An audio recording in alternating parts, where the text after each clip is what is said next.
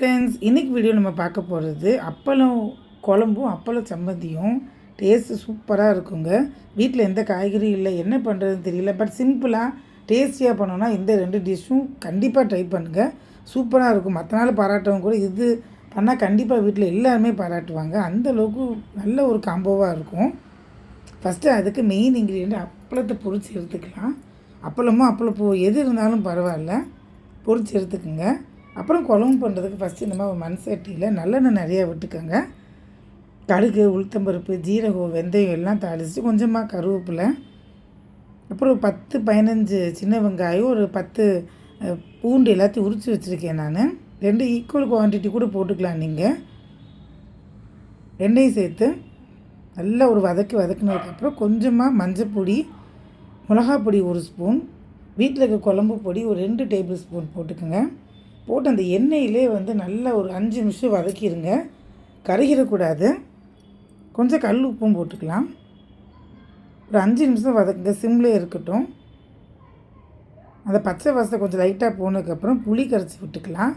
ஒரு lemon size அளவு புளியை கரைச்சி நல்லா விட்டுக்குங்க. அதே அளவு தண்ணியும் விட்டுக்கலாம். இந்த குழம்பு ரொம்பவே டேஸ்ட்டாக இருக்கும். எல்லாருக்குமே மேக்ஸிமம் ஃபேவரேட்டாக இருக்கும். நான் ஆல்ரெடி போட்டிருக்கேன் இந்த குழம்பு எப்படி பண்ணுறதுன்ட்டு. நல்லா ஒரு இதை கலந்து மூடி வச்சிடலாம். கேஸை ஃபுல்லாக வச்சுக்கோங்க.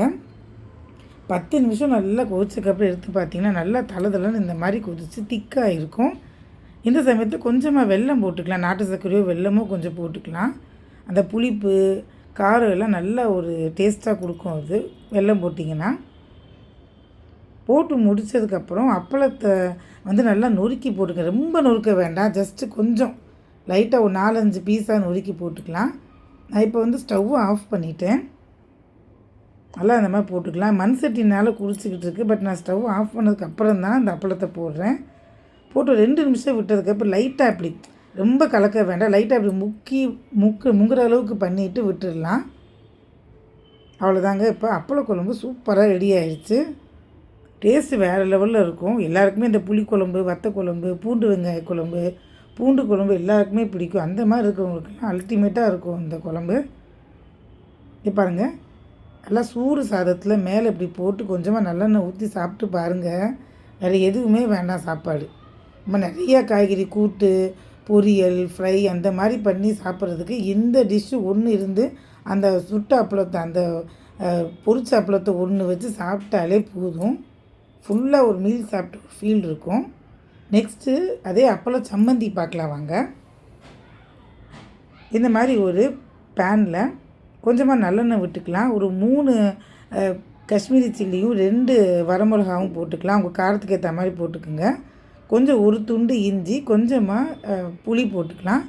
போட்டு 5 நிமிஷம் நல்லா இப்படி வறுத்ததுக்கப்புறம் மிக்ஸி ஜாரில் சேர்த்துக்கலாம். தேங்காய் வதக்கணும்னு கிடையாது, தேங்காய் அப்படியே பச்சையாக கடைசியில் போட்டுடலாம். கொஞ்சமாக உப்பு, பெருங்காயம் அண்டு கருவேப்பிலை, ஒரு 10 கருவேப்பிலை போட்டுக்கோங்க. டேஸ்ட்டு சூப்பராக இருக்குங்க இந்த சம்மந்தி. கொஞ்சம் கொரகொரப்பாக அரைச்சிக்கலாம். ஒரு ஓட்டு மிக்சியில் அப்புறமா ஒரு 2 இல்லை 3 அப்பளத்தை இந்த மாதிரி பொரித்து போட்டுக்கலாம். நான் ஒரு 2 அப்பளம் போட்டிருக்கேன். போட்டு ஒரே ஒரு பல்ஸ் மோடில் கொஞ்சம் போட்டு எடுத்தால் போதும், ரொம்ப அரைச்சிடக்கூடாது. அந்த அப்பளம் அங்கங்கே தெரியணும். இங்கே பாருங்கள், அப்பளம் அங்கங்கே தெரியும்.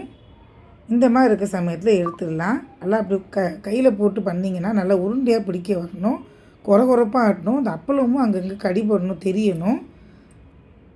இதையும் சூடு சாதத்தில் போட்டு பிசைஞ்சு சாப்பிட்டு பாருங்கள். இதுவும் அப்புறம் அந்த அப்பள குழம்பு, கொஞ்சம் அப்பளம், சுட்ட அப்பளமோ இல்லை பொரிச்ச அப்பளமோ இருந்தால் போதும், சூப்பராக இருக்கும். எல்லாம் வீட்டில் நிறையா பாராட்டு கிடைக்கும்.